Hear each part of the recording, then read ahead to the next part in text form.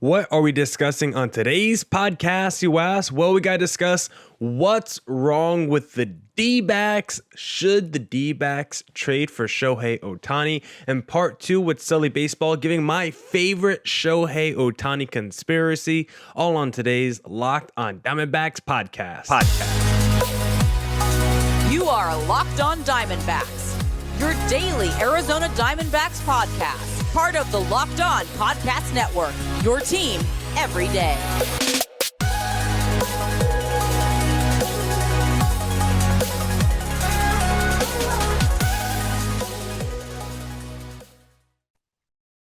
Welcome into the Locked on Diamondbacks podcast, part of the Locked on Podcast Network. Your team every day listening to who? Always charismatic host of this podcast, Millard Thomas. I'm a multimedia journalist and I'm a graphic designer, so please go check out my website, millardthomas24.myportfolio.com. On there you can see all my latest work, from my packages to my articles to my photos and my graphic design. If you want to see more content by me, just follow me on Twitter at CreatorThomas24 for my personal account, or just look up Locked on Diamondbacks on both Twitter, Instagram for the podcast handle. And of course, thank you for making Locked on Diamondbacks your first listen every day. I would not be able to do this podcast without you, my loyal listeners, sharing, subscribing, reviewing, doing all that so I could do this podcast for you. Thank you. It's free and available on all platforms, so please continue to tell your friends. One of those platforms is YouTube, so please hit subscribe to the Locked on Diamondbacks YouTube channel. And today's episode is actually brought to you by Game Time. Download the Game Time app, create an account, and use code LOCKEDONMLB for $20 off your first purchase. Last minute tickets, lowest price, guaranteed. And let me just apologize to the YouTube audience because I am currently back at home in New Jersey in the house I grew up in, and the Wi-Fi is not the best, so the audio should be fine on the YouTube video, but I know the quality of the video itself is terrible, probably choppy. You could probably barely see me.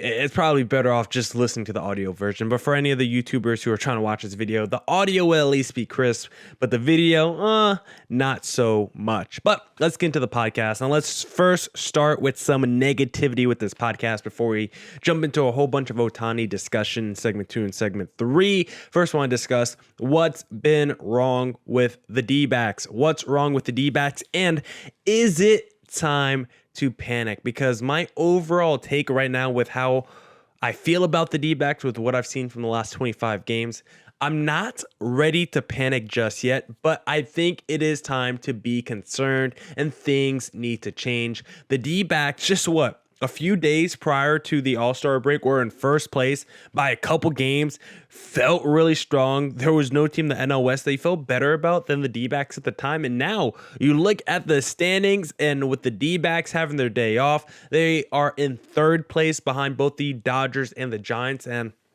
just starting to spiral a little bit down the standings. And one of the saddest things about this Dbacks last 20 games or so, like specifically what we just saw in their most recent series against the Blue Jays, they were swept in that series against the Blue Jays. And the Dbacks didn't get swept this season until they played the New York Mets, which, guys, wasn't that long ago. It was only 2 series prior to this one against Toronto. So that means the Dbacks, after not getting swept all season until they played the New York Mets, in 2 of their last 3 series, the Dbacks have now been swept. Since June 13th, the Dbacks are 11-17. For the people listening, that is 6 games below 500. And during that time, the Dbacks offense has not been good. Since June 13th, the Dbacks are 20th in batting average at .239 average, 18th in on-base percentage at .316, and 24th in slugging percentage during that time as well. And some of their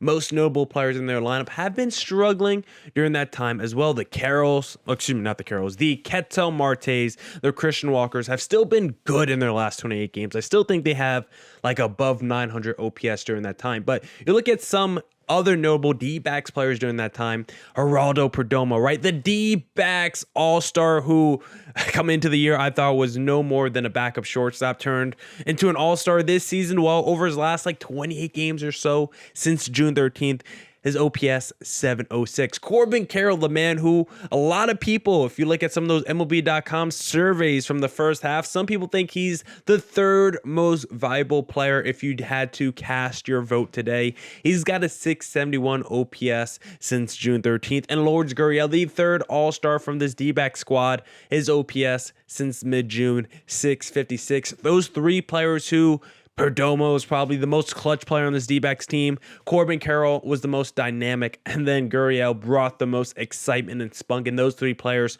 struggling at the plate has really bled into this D-backs offense overall. And if you look at the D-backs since June 23rd against 500 teams, they just have not been good. And we're actually going to sit here and go through the schedule together since June 23rd, because you start off against the San Francisco Giants. Hold on. This is not the schedule I need. That was the batting game log. I want to look at my wins and losses. Okay, let's do this again. Since June 23rd, starting with the San Francisco Giants, the D-backs lose 2 out of 3. Up next is the Tampa Bay Rays, where the D-backs lose 2 out of 3. Next is the Angels. D-backs take 2 out of 3 there. Then you play the Mets. You get swept. You take 2 out of 3 against the Pirates. And then you get swept against the Blue Jays again. So Giants, Rays, Mets, Blue Jays, all above 500 since June 23rd. 4 teams. You only get 2 wins. That is not good enough if you're the D-backs. We just talked about the lineup.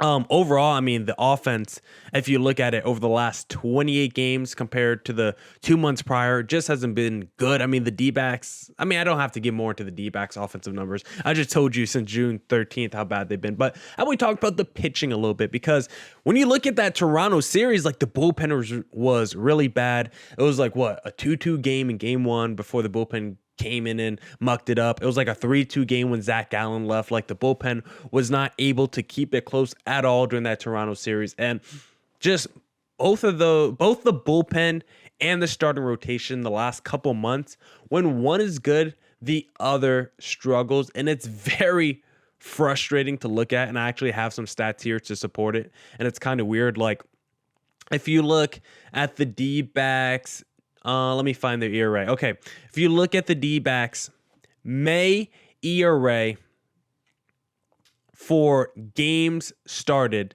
the D-backs had a 4.1 ERA, but their May ERA for games relieved was 3.54.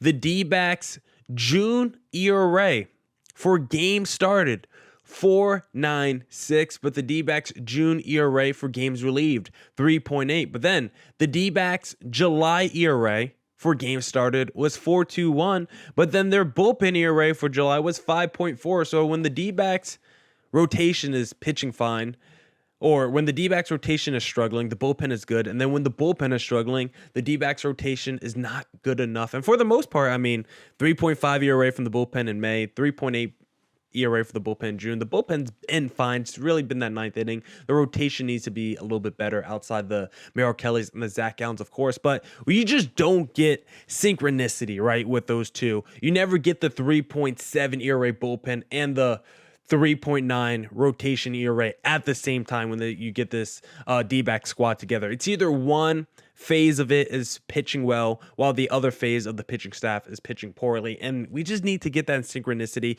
with this D-backs offense picking it up, with their bats coming alive. Not enough runners in scoring position over the last 20 games, not enough chaos on the bases. The D-backs need to get back to playing a little small ball. And there's also, some people have had some concerns with the lineup construction as well, with the catcher situation. Like, why, when Moreno goes off in game 1, do you sit him the next 2 games for Carson Kelly? Jake McCarthy, when he gets picked off, why do you put him back there the next game? Listen, if Corbin Carroll got picked off, you don't think Torey Lovullo's putting him in the next game? That one's a little ridiculous. I get the whole catcher situation. If you're upset with Kelly playing over Moreno, sure, but I'm not going to be upset if Torey Lovullo wants to put Jake McCarthy back out there after making a mistake the day prior, because I still think Jake McCarthy is one of the better offensive players and more important players that the D-backs have, but they have to get just better overall. They've just been sloppy. It's not really about the fact that should he play McCarthy the next day or should he not when McCarthy makes a mistake. The overall issue is the D-backs are making too many mental errors out there.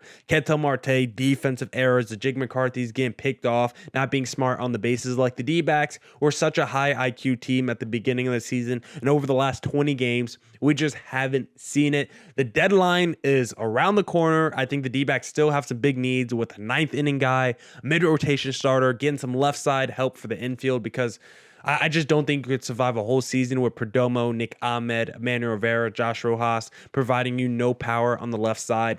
And I think you probably want a more stable guy over there. Of course, Evan Longoria is providing some pop, but I would like at least one more guy on the left side of the infield. And for the D-backs, it's not going to get any easier. Coming up, you got the Atlanta Braves next, who is arguably the best team in Major League Baseball. So the D-backs need to turn it around. They need to start playing better offensively, pitching, and they have to do it just because they're starting to spiral down the standings, right? So you want to see it, the D-backs start to turn it around a little bit and build a little momentum. And baseball is weird. It's like they could go into Atlanta, maybe take 2 out of 3 potentially. The D-backs still have a ton of talent. And with the D-backs talking about urgency, we'll see if Mike Hazen and this front office put their money where their mouth is when it comes to urgency and making sure you put this team in the best position to do some real damage in the postseason. Because as it currently stands, I don't think we should panic as D-backs fans, but it's definitely time to be concerned and some things need to change. Now, I want to talk to you guys about whether or not the D-backs should trade for Shohei Ohtani. But before we get there, I first need to talk to you guys about Game Time, because buying tickets shouldn't be stressful, and that's why I use the Game Time app, because it's the best place for last-minute ticket deals. Forget planning months in advance. Game Time has deals on tickets right up to the day of the event. Get exclusive flash deals on tickets for football, basketball, baseball, concerts, comedy, theater, and more. The Game Time guarantee means you'll always get the best price. If you find tickets in the same section and row for less, Game Time will credit you 110% of the difference. It's the fastest growing ticketing app in the country for a reason. Get images of your seat before you buy so you know exactly what to expect when you arrive. Buy tickets in a matter of seconds. 2 taps and you're set. Snag the tickets without the stress with Game Time. Download the Game Time app, create an account, and use code LOCKEDONMLB for $20 off your first purchase. Terms apply. Again, create an account, redeem code LOCKEDONMLB for $20 off. Download Game Time today. Last minute tickets, lowest price, guaranteed. And don't forget to catch every D-backs pitch on their hometown broadcast when you download the Sirius XM app and search up Diamondbacks. All right. Let's get back into the Diamondbacks podcast and discuss, should the D-backs trade for Shohei Ohtani? Because it sounds like the LA Angels are listening to offers for Ohtani. And I just saw a tweet as I was recording this podcast that Artie Moreno, the Angels owner, does not want to trade him to the Dodgers, so maybe they'll trade him to another NL West team in the Arizona Diamondbacks. Now, guys, before we get into this discussion, I just want to say, objectively, I don't think the D-backs are going to trade for Ohtani, and I would probably put the percentage at the D-backs getting Ohtani like less than 1%. I don't think it's possible, but let's dive into the realm of fantasy. Let's talk about the unthinkable. Always expect the unexpected, right? That's the old cliche that people say. And let's discuss what it would look like if the D-backs actually want to trade for Ohtani and why they should do it. Because listen, personally, do I think it will happen? No, but I do want the D-backs to trade for Ohtani, but it's only if you get a little assurance that he's re-signing with the team. And for the D-backs, you have to be willing to pay him, right? You have to know Ohtani doesn't mind staying in Arizona the next decade plus. And for the D-backs, you have to be okay giving him $500 million over like a 10-year period, right? It's going to be expensive. It's going to be long-term, but you're getting the best player in baseball. So both sides have to know that going in. And listen, you could say, he's under contract. How are you going to make sure you're getting an assurance from Shohei Ohtani? Listen, there's this little thing called, God, what is it called? The word is on the tip of my tongue. When you talk to free agents before they're even signed, God, should I just look it up? I'm going to type in illegal talking to free agents on Google, because this is a specific term that I can't. Tampering. I had to Google it real quick. Yes, tampering happens in all sports. So if you believe the D-backs wouldn't tamper a little bit and just ask, hey, Scott Boras or whoever Ohtani's agent is, oh, do you think he would want to stay in Arizona long term if we give him the most money he's ever seen in his life? Generational wealth, able to put his kids and his kids' kids and his kids' kids and his kids' kids through college? Then yeah, parents get the biggest house in the hometown city that they live in. Sure, at that point, I think Ohtani would be happy with the desert. Like, you could definitely tamper a little bit if you're the Arizona Diamondbacks and really figure out if Ohtani would even want to come to the desert. So if that's possible, if Ohtani's willing to come here and the D-backs are willing to pay him a long-term money, then yes, the D-backs should make the deal happen. Now, if the D-backs were to make the trade happen, who is available for trade? Well, on the major league level, I believe everyone but Corbin Carroll and Zach Allen should be available. And listen, realistically, when you look at these trades for MLB stars, you rarely trade real major leaguers in the deal. And if you do, it's because of salary dump reasons. It's very hard to see a superstar trade like, I don't know, like a Nolan Arenado or Mookie Betts, and you actually get back like a true young player in their prime, not making a ton of money. Like, the idea that you would get a Carroll back in a trade for Ohtani is probably not realistic. If Carroll was a prospect, then yes, but this version of Carroll is probably not going to be traded for Shohei Ohtani. So I would say everyone on this D-back squad but Carroll and Gallen should be traded for Shohei Ohtani, but I don't think a guy like Ketel Marte would be thrown in to a package for Ohtani. You just don't really see that kind of stuff happen in Major League Baseball. And when you look at the minors, for the price tag there, I think it should be everyone. Realistically, like literally everyone. I would give up two blue chippers like a Lawler and a Jones, or a Lawler and Ivan Melendez, or like a Fat and Jones, plus 3 to 4 other top 30ish prospects. So I would give up like 5 to 7 dudes overall, like basically slightly more than what the Padres gave up for Juan Soto, because I think that's probably the correct return. Like, when you look at basketball, like, you usually get back 1 or 2 young players plus all the chips you have, all the draft picks you have. And so for baseball, you probably should get back a ton of high-ranking prospects if you're getting back Shohei Ohtani.